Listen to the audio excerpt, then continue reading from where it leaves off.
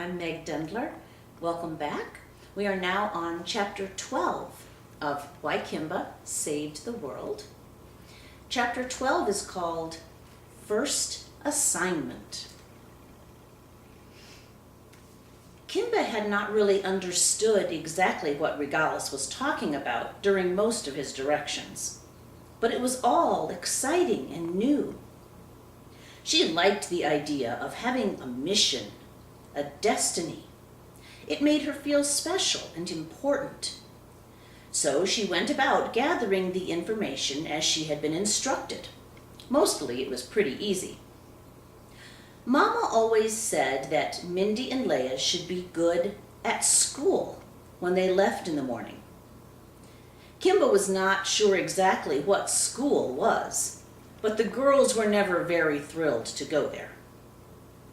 School started really early, so there was lots of fussing and staggering around before the sun came up. It also involved lots of pieces of paper. The girls would get very annoyed when Kimba chewed on the edges of these papers, even more so when she tore them up. But ripping paper made such excellent noises. Who could blame her? The girls just didn't understand. Regalis had said that he could track the girls. Maybe he could confirm her guess about them going to this school place.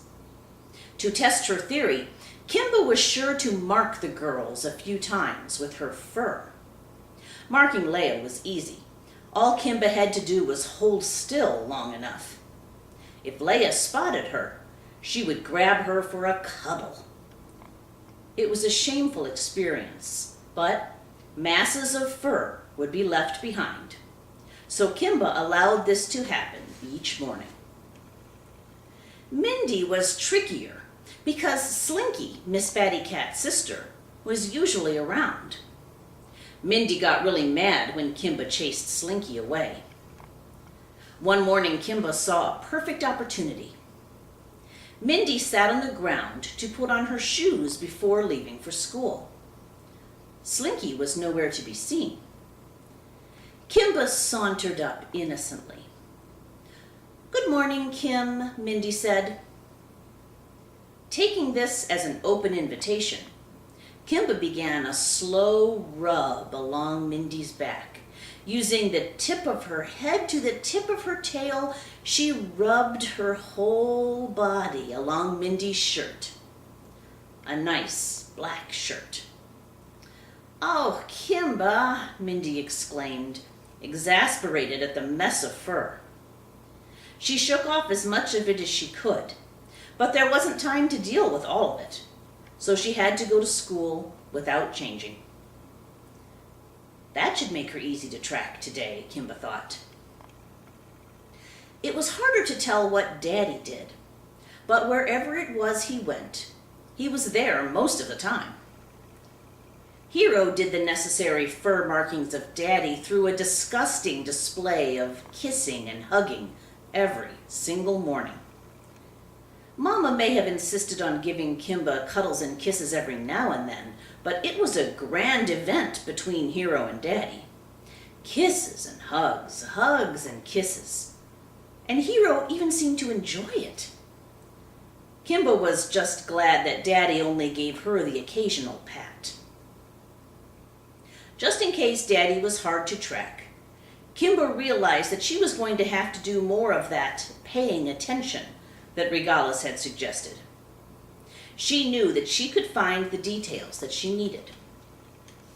When Daddy came home, Mama would listen to him tell stories about this person and that person and what had gone wrong and what was good news. It was hard to pay attention to all of it and try to learn what it was that he did all day. But those times of night were really wonderful. Kimba had always loved them. Mama would be at her desk working on her clicking and clacking machine, and Daddy would come in and sit on the sofa and tell her all these stories. It was a perfect time to get some attention without too much cuddling being required. Hero would climb around on Daddy, and Kimba would curl up quietly next to Mama. It was a super special, peaceful time that reminded Kimba of when the sisters were babies and were happy to do nothing more than sleep, curled up on the big bed with their favorite human. But now, those evenings were not so peaceful. Kimba hunkered on the window ledge next to Mama and tried to listen and understand what was being said. Pretending to nap, she paid as much attention as she could. Most of it just didn't make sense. What was a budget or a payroll? Not knowing what things meant made it hard to put it all together to share in her report. Mama was even trickier. After a couple of days, Kimba realized that she would need to do lots of marking of Mama because she seemed to be going different places all the time. Sometimes she would leave for the whole day. Other days it was quieter, and when she left, she came home with bags of food or clothes or other stuff that smelled funny. Some days she just stayed home and used the noisy machine to try to clean up the fur that the 4 cats and the beast left around the house. Other days were spent working in her office on the clacking machine. No 2 days were really the same.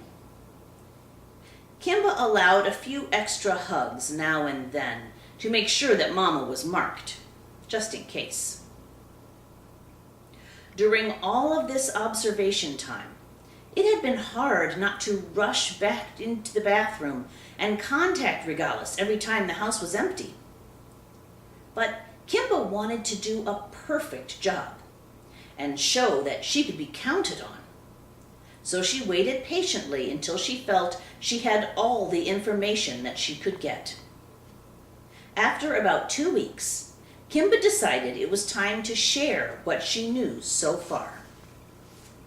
Mama was rushing around the house like she did on the days when she would be gone until dinner. It looked like it would be a quiet day for the cats. Daddy went his way early, and each of the girls followed off to school. The big black beast was put outside, and Kimba could see him through the window as he rushed around, yapping at the sky and defending the yard from birds and butterflies. Finally, Mama hurried out the door yelling, "Everyone be good," to the cats behind her as she left. Kimba waited until she heard the garage door shut. Trotting to the office, she jumped up onto the window ledge to watch Mama's great big car drive away into the distance. Just to be sure, she even waited a few minutes until she was sure Mama wouldn't be coming back. Sometimes she forgot something. When all was quiet for a long time, Kimba headed for the bathroom. It was time. That's the end of chapter 12. I'll see you back here again for chapter 13.